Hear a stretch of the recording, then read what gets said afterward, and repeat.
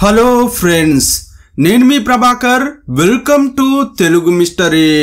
ప్రేమంటే రెండు హృదయాల మధ్య సాగే ఓ తీపి యుద్ధం. అది అడగక ముందే అర్థమయ్యే భావం, చూపులతోనే చదివే కావ్యం. దూరం పెరిగే కొద్దీ దగ్గరయ్యేది, కాలం మారినా కరిగిపోనిది. గెలుపులో లేని తృప్తిని ఓటమిలో కూడా రుచి చూపించే వింతైన వేదన అది. కన్నీటిని కూడా తీపిగా మార్చే మాయ అది. ఈరోజు మనం ఒక మహోన్నతమైన ప్రేమ, అదే సమయంలో పరువు కోసం పాకులాడే పెద్దరికం, వెరసి ఒక క్రైమ్ గురించి చూడబోతున్నాం. ఈ రియల్ స్టోరీని విన్నవారు ఎవరైనా జీవితాంతం గుర్తుంచుకుంటారు. ఈ కేసు చాలా పాతదే. మీరు ఇప్పటికే ఈ కేసు గురించి చాలా వీడియోలు చూసే ఉంటారు. కానీ మీరు ఇప్పటి వరకు చూసిన వీడియోలో లేని ఇన్ఫర్మేషన్ ఇందులో ఉంటుంది. స్టోరీ వింటుంటే ఆ ప్రపంచంలోకి తీసుకెళ్లడానికి ప్రయత్నం చేస్తున్నాం. మా వివరణ ద్వారా ఈ కేసుకు సంబంధించిన వారి జీవితాలను మీ కళ్ళ ముందు ఉంచే ప్రయత్నం చేస్తున్నాం. మీ మనసును హత్తుకునే విధంగా చెప్పడానికి స్క్రిప్ట్ పరంగా చాలా వరకు చేస్తున్నాం. మా ప్రయత్నం మీకు నచ్చితే చివరకు ఒక లైక్, ఒక హైప్ ఇవ్వండి. నచ్చకపోతే అది మీ ఇష్టం. అది పంజాబ్లోని లూధియానా జిల్లా జాగ్రాన్ అనే సిటీలో సుఖ్వీందర్ సింగ్ సిద్ధు అనే యువకుడు ఆటో స్టాండ్లో వేచి చూస్తున్నాడు. అతని వయసు 22 సంవత్సరాలు. అతడు కబడ్డీ ప్లేయర్. మ్యాచ్ ఆడిన తర్వాత తన ఊరికి వెళ్ళడానికి ఆటో కోసం వేచి చూస్తున్నాడు. అతని ఇల్లు జాగ్రాన్ నుంచి 10 కిలోమీటర్ల దూరంలో ఉంటుంది. సుఖ్వీందర్ వారి గ్రామంలో నంబర్ 1 కబడ్డీ ప్లేయర్. అంతేకాదు, చూడ్డానికి బలిష్టంగా, ఆకర్షణీయంగా ఉంటాడు. అతడు నిలబడి ఉన్న అదే ఆటో స్టాండ్కు 3 లేడీస్ వచ్చారు. వారిలో 2 పెద్దవారు. తన కుటుంబ సభ్యులతో వచ్చిన 3వ వ్యక్తి అందమైన అమ్మాయి.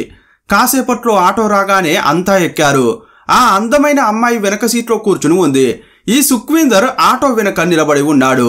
ఒక్కసారి ఆ అమ్మాయిని సుఖ్వీందర్ సింగ్ చూసినప్పుడు ఆ అమ్మాయి పదే పదే తననే చూస్తుండటాన్ని అతడు గమనించాడు. అతన్ని చూస్తూ ఆమె నవ్వుతోంది. బదులుగా అతడు కూడా నవ్వాడు. ఆ తర్వాత వారి చూపులు చాలాసార్లు ఎదురెదురు పడ్డాయి. ఒకరిలోని భావం ఇంకొకరికి ట్రాన్స్ఫర్ అయింది. కాకపోతే వారు మాట్లాడుకునే సందర్భం రాలేదు. ఆటో దిగగానే ఆ అమ్మాయి కుటుంబ సభ్యులతో కలిసి వెళ్ళిపోయింది. సుఖ్వీందర్ తన ఇంటికి వెళ్ళిపోయాడు. ఈ సుఖ్వీందర్ రైతు కుటుంబంలో పుట్టాడు. హై స్కూల్ వరకే చదివాడు. ఆ తర్వాత కబడ్డీని ప్రాక్టీస్ చేస్తున్నాడు. ఖాళీ సమయాల్లో ఆటో కూడా నడుపుతాడు.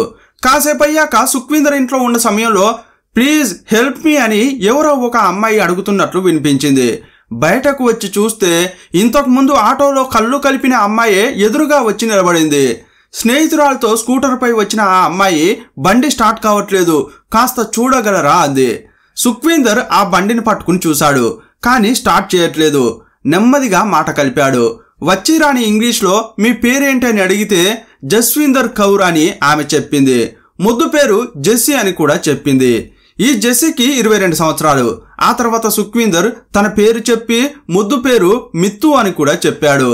నేను నీతో మాట్లాడాలి, కాసేపు ఇక్కడే ఉంటారా అని అన్నాడు. కానీ ఆమెకు పంజాబీ సరిగా రాదు. అందువల్ల రిప్లై ఇవ్వలేకపోయింది. అప్పుడు ఆమెతో పాటు వచ్చిన ఫ్రెండు అతడు చెప్పిన మాటలను ఇంగ్లీష్లోకి ట్రాన్స్లేట్ చేసి జెస్సీకి చెప్పింది. అప్పుడు జెస్సీ ఇంగ్లీష్లో ఏదో చెప్పింది. అది మిత్తుకు అర్థం కాలేదు. వారు మాట్లాడుకుంటుంటే మధ్యలో ఉన్న స్నేహితురాలు సాయం చేసింది. జెస్సీ తిరిగి వెళ్లే ముందు రేపు జాగ్రాన్లో కలుద్దామని చెప్పింది. మరుసటి రోజు మిత్తు, జెస్సీ జాగ్రాన్లో కలుసుకుని మాట్లాడుకున్నారు. అప్పుడు ఈ జెస్సీ తన గురించి చెప్పింది. తాను కుటుంబంతో కలిసి కెనడాలో ఉంటానని, సెలవుల్లో అమ్మమ్మ ఇంటికి వచ్చానని చెప్పింది. నిన్న తనతో పాటు ఆటోలో వచ్చిన వారిలో ఒకరు మా అమ్మ మల్కీత్ కౌర్ అని, మరొకరు మా అత్త అని చెప్పింది. వారిద్దరూ కాసేపు మాట్లాడుకుని ఎవరిళ్లకు వారు వెళ్ళిపోయారు. అప్పటి నుంచి వారిద్దరూ క్రమం తప్పకుండా కలుసుకునేవారు.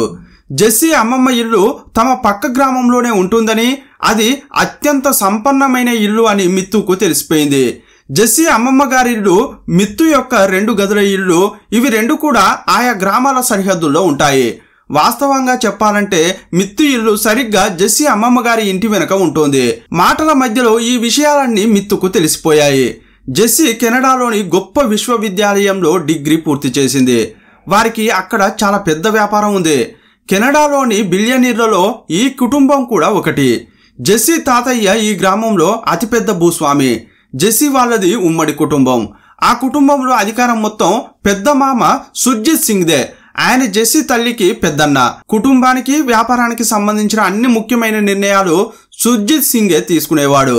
జెస్సీ కుటుంబం కోట్లాది రూపాయల సంపద, చాలా పలుకుబడి కలిగి ఉంది. వీరి ప్రేమకు డబ్బు అనేది పెద్ద అడ్డుగోడ అనేది మిత్తుకు బాగా అర్థమైంది. తన పరిస్థితి తెలిస్తే జెస్సీ దూరం అవుతుందేమోనని మిత్తు భయపడేవాడు. కానీ జెస్సీ అతన్ని డబ్బు చూసి కాదు, మనసు, వ్యక్తిత్వం చూసి ప్రేమించింది. కొద్ది రోజుల తర్వాత కుటుంబంతో కలిసి జెస్సీ కెనడాకు వెళ్లవలసి వచ్చింది. అప్పుడు ఆమె చాలా బాధపడింది. మిత్తును కలుసుకుని నిన్ను వదిలి వెళ్లాలని లేదని చెప్పి ఎంతో ఏడ్చింది. అతని నుంచి దూరంగా వెళ్లడానికి ఇష్టం లేక పాస్పోర్టును చించేసింది. పోగొట్టుకున్నానని ఇంట్లో అబద్ధం చెప్పింది. అందువల్ల ఆమెను పంజాబ్లోనే ఉంచి మిగతా కుటుంబ సభ్యులు కెనడాకు వెళ్లిపోయారు. ఇప్పుడు జెస్సీకి మిత్తుతో మరికొన్ని రోజులు గడపడానికి అవకాశం దొరికింది. వారిద్దరూ చెట్టా పట్టాలేసుకుని ఈ ప్రపంచాన్ని కొత్తగా చూశారు. కానీ 20 రోజుల్లో జెస్సీ పాస్పోర్ట్ సిద్ధమైంది. ఆమె కెనడాకు వెళ్లవలసి వచ్చింది. నవంబర్ 1994లో ఇండియా వచ్చిన జెస్సీ జనవరి 1995లో కెనడాకు తిరిగి వెళ్ళింది. వారు దూరంగా ఉన్నా ఎప్పుడూ ఒకరి గురించి ఇంకొకరు ఆలోచిస్తూ ఉండేవారు. జెస్సీ, మిత్తు లెటర్ల ద్వారా మాట్లాడుకునేవారు. జెస్సీ ఇంగ్లీషులో లెటర్లు రాస్తే మిత్తు పంజాబీలో రాసేవాడు. ఆ లేఖలను తమ స్నేహితుల ద్వారా అనువాదం చేయించుకునేవారు. ఈ క్రమంలో పంజాబీ నేర్చుకోవడానికి జెస్సీ కెనడాలో ట్యూషన్ కూడా తీసుకుంది. ప్రతి నెలలో ఒకరోజు ఫిక్స్ చేసుకుని నిర్ణీత సమయానికి పక్క గ్రామంలోని టెలిఫోన్ బూత్ వద్ద మిత్తు వెయిట్ చేసేవాడు. కరెక్ట్గా ఆ టైంలో జెస్సీ కాల్ చేసేది. రహస్యంగా వారు మాట్లాడుకునేవారు. 4 సంవత్సరాలు ఇలాగే గడిచిపోయాయి. దూరంగా ఉన్న వారి మధ్య ప్రేమ తగ్గకపోగా మరింత పెరిగింది. 1999లో జెస్సీ కుటుంబ సభ్యులు మళ్ళీ ఇండియాకు వచ్చారు. కానీ ఈసారి కేవలం సెలవుల కోసమే కాదు, జెస్సీకి పెళ్లి చేయడానికి వచ్చారు. పక్క గ్రామంలోని ఒక భూస్వామి కొడుకును కూడా ఖాయం చేశారు. జెస్సీ మాత్రం ఇప్పుడే పెళ్లి చేసుకోవాలని లేదని అంది. అప్పటి వరకు తాను మిత్తును ప్రేమిస్తున్నానని కుటుంబ సభ్యులకు చెప్పనే లేదు. ఎందుకంటే తాను ఈ విషయం చెబితే వారు వెంటనే మిత్తుకు హాని కలిగిస్తారని ఆమె భయపడింది. ఆ భయం వల్లే మౌనంగా ఉంది. ఆ ఇంట్లో అత్తతో మాత్రమే జెస్సీ సన్నిహితంగా ఉంటుంది. అందువల్ల అత్తతో మాత్రం మిత్తుపై ఉన్న ప్రేమ గురించి చెప్పింది. నేను పెళ్ళంటూ చేసుకుంటే అతన్నే చేసుకుంటా, అతను లేకుంటే చనిపోతాను అని అంది. అప్పుడు వారిద్దరూ ఒక ప్లాన్ వేశారు. ముందుగా రహస్యంగా పెళ్లి చేసుకుని మిత్తును నెమ్మదిగా కుటుంబానికి పరిచయం చేయాలని అనుకున్నారు. అందువల్ల 1999 మార్చి 15వ తేదీన మిత్తు, జెస్సీ రహస్యంగా పెళ్లి చేసుకున్నారు. కలకాలం కలిసి ఉంటామని చాలా సంతోషంగా పెళ్లి చేసుకున్నారు. కానీ వారి ఆశలు అడియాశలయ్యాయి. వారు పెళ్లి చేసుకున్న తర్వాత ఏం జరిగింది? వారి జీవితాల్లో వచ్చిన మార్పులేంటి? ఎలాంటి ఇబ్బందులు ఎదురయ్యాయి? చివరకు వారు కలుసుకున్నారా లేక ఎడబాటుకు లోనయ్యారా? సినిమాకు ఏమాత్రం తగ్గని రియల్ స్టోరీని ఈ వీడియోలో చూద్దాం. ఫ్రెండ్స్, ఏ క్షణంలోనైనా మా వీడియో నచ్చితే ఒక లైక్, ఒక హైప్ ఇవ్వండి.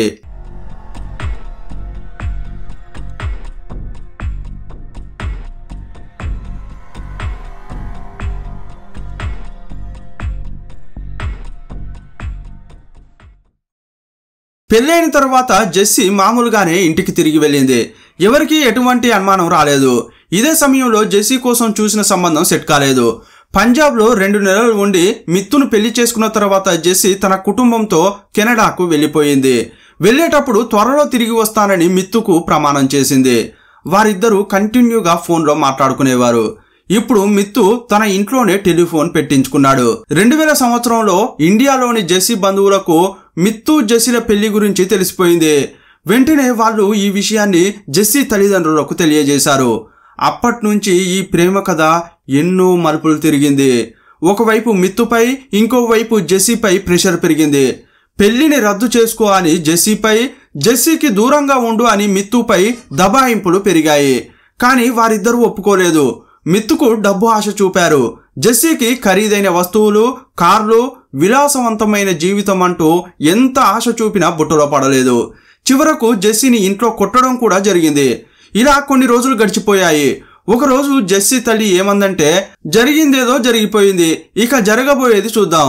మిత్తుతో నీకు ఇక్కడ అంగరంగ వైభవంగా పెళ్లి చేస్తాం, అతన్ని కెనడాకు తీసుకొస్తాం, సరేనా అని అంది. ఆ మాటలు వినగానే జెస్సీ ఎగిరి గంతులు వేసింది. తను కోరుకున్నవాడు తన చెంతకే వస్తాడని ఎంతో సంతోషించింది. కానీ మిత్తును ఇక్కడికి తీసుకురావాలంటే కొన్ని ఫార్మాలిటీస్ ఉంటాయి. నువ్వు కెనడాకు చెందిన పౌరురాలివి, అందువల్ల కొన్ని పత్రాలపై సంతకాలు చేయాలని ఆమె ముందు కొన్ని పత్రాలు పెట్టారు. వాటిపై ఆమె సంతకం చేసింది. అప్పుడు జెస్సీ అవి ఏంటో అని కూడా చూడకుండా సంతోషంలో ఉండి సంతకాలు చేసింది. కానీ ఆ పత్రాలే ఆమె జీవితాన్ని మార్చేస్తాయని అప్పుడు గ్రహించలేదు. ఆ పత్రాలలో ఒక పత్రం నక్కి ఉంది.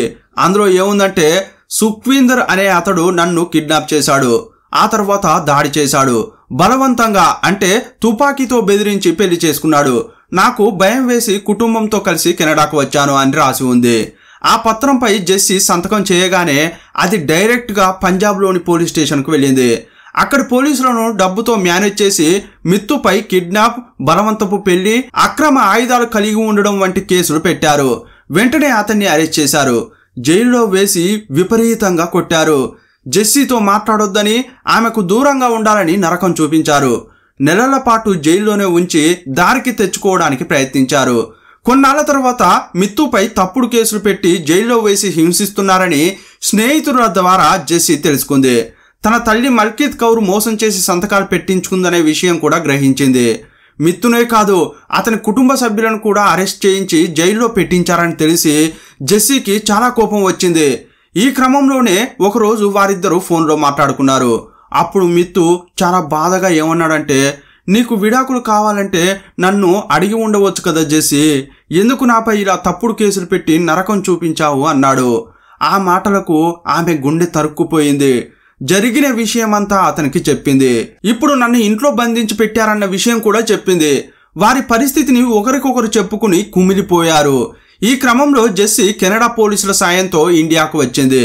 మిత్తును ఇష్టప్రకారమే పెళ్లి చేసుకున్నానని, అతనితోనే కలిసి జీవించాలని ఉందని కోర్టులో చెప్పింది. ఆ తర్వాత మిత్తుతో సహా కుటుంబ సభ్యులందరూ జైలు నుండి విడుదలయ్యారు. మిత్తుతోనే జెస్సీ ఉండేది. ఇకపై నేను కెనడాకు ఎప్పటికీ వెళ్ళను అని అతనితో చెప్పింది. ఆమె ఇంటి నుంచి తప్పించుకోవడానికి జెస్సీ తండ్రి, తమ్ముడు కూడా సాయం చేశారని చెప్పింది. ఇప్పుడు జెస్సీ తన భర్తతో కలిసి ఉంటున్న క్రమంలో తల్లి, మేనమామ ఊరికే ఉండరని ఆమెకు బాగా తెలుసు. అందువల్ల వారిద్దరూ ఎవరికీ తెలియని చోటుకు వెళ్ళి అంటే దాక్కుని జీవించడం మొదలుపెట్టారు.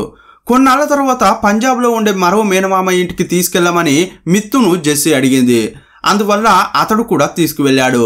వారు ఆ ఇంటికి వెళ్ళినప్పుడు కెనడా నుంచి ఫోన్ వచ్చింది. జెస్సీ తల్లి మాట్లాడింది. జెస్సీతో ఆమె ఏమందంటే, ఏమ్మా, నీకు ఎందులో సంతోషం కలుగుతుందో మాకు కూడా అదే కావాలి.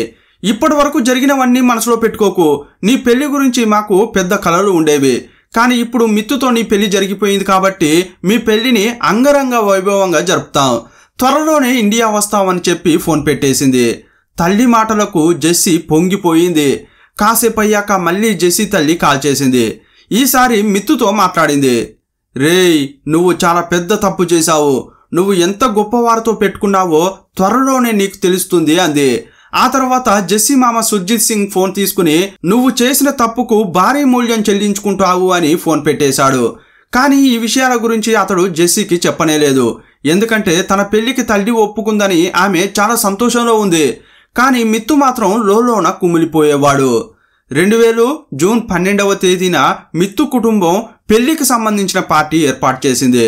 ఆ పార్టీ కోసం షాపింగ్ చేస్తానని జెస్సీ అడిగింది. కానీ మిత్తు మాత్రం వద్దని చెప్పాడు. ఎందుకంటే ఇంకా ప్రమాదం ఉందని అతనికి తెలుసు. అందుకే ఇంటి నుండి బయటకు వెళ్లడం సరికాదని చెప్పాడు. కానీ జెస్సీ ఇంట్లో బాధగా కూర్చున్నప్పుడు బహుశా తాను తప్పు చేశానేమో అని మిత్తు బాధపడ్డాడు. తనతో ఉండడానికి జెస్సీ కెనడాలోని మేడలు మిద్దలను విడిచి వచ్చింది. కానీ తాను మాత్రం ఆమెను షాపింగ్కు కూడా తీసుకెళ్లలేకపోతున్నానే అని ఆలోచించాడు. ఏదైతే అది అయిందని జూన్ 8వ తేదీన మిత్తుతో షాపింగ్కు వెళ్ళాడు. ఆ రోజు చాలాసేపు బయట హాయిగా తిరిగారు, షాపింగ్ చేశారు. సాయంత్రం మార్కెట్ నుంచి ఇంటికి బయలుదేరారు. కానీ రాత్రైనా వారు ఇంటికి రాకపోవడంతో మిట్టు కుటుంబ సభ్యులు కంగారు పడ్డారు. వారిద్దరి కోసం వెతకడం మొదలుపెట్టారు. అప్పుడే వారికి ఒక విషయం తెలిసింది. అదేంటంటే మిత్తు సీరియస్ కండిషన్లో ఉంటే ఆసుపత్రిలో చేర్పించారని. కానీ జెస్సీ జాడ మాత్రం తెలియట్లేదని సమాచారం వచ్చింది. వెంటనే వారంతా ఆసుపత్రికి వెళ్ళగా మిత్తు అపస్మారక స్థితిలో ఉన్నాడు. కానీ కొన్ని గంటల తర్వాత అతనికి స్పృహ వచ్చింది. అప్పుడు ఏం జరిగిందో మొత్తం చెప్పాడు. 2000 జూన్ 8వ తేదీన షాపింగ్ తర్వాత మేమిద్దరం హోటల్కు వెళ్ళాం. తిన్న తర్వాత ఇంటికి బయలుదేరాం. కానీ మేము వస్తున్న 2 వీలర్ చాలాసార్లు ఆగిపోయింది. చాలా కష్టంగా స్టార్ట్ చేసుకుని వస్తుంటే మరో 2 వీలర్ పై 2 వ్యక్తులు వెంబడించారు. ఇదే సమయంలో మిత్తు తన గ్రామం వైపు టర్న్ తిరగగానే ముందు ఒక కారును చూశాడు. మొదట అతను దూరం నుండి కారు దగ్గర ఎవరూ లేరని అనుకున్నాడు. కానీ కారు దగ్గరకు వెళ్ళగానే అకస్మాత్తుగా 6 రౌడీలు బయటకు వచ్చి స్కూటర్ పై దాడి చేశారు. కింద పడడంతో జెస్సీ తలకు గాయమైంది. రక్తం కారుతుంటే జెస్సీని మిత్తు పైకి లేపాడు. అదే సమయంలో ఆ రౌడీలు అతనిపై అటాక్ చేయడానికి ప్రయత్నించారు. ఒకవైపు జెస్సీని పట్టుకునే వారిపై అతడు తిరగబడ్డాడు. కానీ స్కూటర్లో వచ్చిన ఒకడు వెనక నుంచి మిత్తు తలపై రాడ్డుతో బలంగా కొట్టాడు. ఆ దెబ్బకు మిత్తు అపస్మారక స్థితిలోకి వెళ్ళాడు. ఆ తర్వాత మిత్తును వారు చాలా కొట్టారు. అతడు చనిపోయాడని భావించి సమీపంలోని డ్రైనేజీలో పడేశారు. కొన్ని గంటల తర్వాత అటుగా వెళ్తున్న కొంతమంది గమనించి మిత్తును ఆసుపత్రికి తీసుకెళ్లారు. ఇదంతా తెలుసుకున్న తర్వాత అందరూ జెస్సీని వెతకడం స్టార్ట్ చేశారు. గుర్తు తెలియని వ్యక్తులపై కిడ్నాప్ కేసులు నమోదు చేసి పోలీసులు జెస్సీ కోసం వెతకడం ప్రారంభించారు. మరుసటి రోజు అంటే జూన్ 9వ తేదీన జెస్సీ దొరికింది. కానీ ప్రాణాలతో కాదు. వారి గ్రామానికి 45 కిలోమీటర్ల దూరంలోని ఒక మురుగు కాలువలో ఆమె డెడ్ బాడీ దొరికింది. ఎవరో ఆమెను గొంతు కోసి చంపారని పోలీసులు కనిపెట్టారు. మృతదేహంపై చాలా లోతైన గాయాలు ఉన్నాయి. చనిపోయే ముందు ఆమెను దారుణంగా హింసించారని డెడ్ బాడీని చూడగానే అర్థమైంది. జెస్సీ మృతదేహం దొరికినప్పుడు పంజాబ్ పోలీసులు జెస్సీ కుటుంబ సభ్యులను కూడా సంప్రదించారు. అయితే జెస్సీ తల్లి మల్కీత్ కౌర్, మేనమామ సుర్జీత్ సింగ్ జెస్సీ డెడ్ బాడీని గుర్తించడానికి రాలేమని చెప్పారు. కానీ మిత్తు, జెస్సీ తండ్రి, సోదరుడు కలిసి ఆ మృతదేహం జెస్సీదే అని కనిపెట్టారు. జెస్సీ చనిపోయిందని తెలిసాక కేసును ట్రేస్ చేయడానికి పోలీసులు ఎంతో ప్రయత్నించారు. ఈ మిత్తును కొట్టిందెవరు, జెస్సీని దారుణంగా చంపిందెవరు అని నిందితుల కోసం చాలా వెతికారు. పంజాబ్ పోలీసులు ఈ కేసును చాలా సీరియస్ గా తీసుకున్నారు. ఎందుకంటే జెస్సీ మిత్తు భార్య అయినప్పటికీ ఆమె వాస్తవానికి కెనడియన్ పౌరురాలు. జెస్సీని కిరాయి హంతకులే చంపి ఉంటారన్న కోణంలో విచారణ చేసిన పోలీసులు కొంతమందిని పట్టుకుని వారి స్టైల్లో విచారించారు. మిత్తును కొట్టింది, జెస్సీని చంపింది తామేనని కొందరు ఒప్పుకున్నారు. కానీ ఈ దారుణాన్ని ఎవరు చేయించారని విచారించినప్పుడు మరికొందరు పేర్లు వెలుగులోకి వచ్చాయి.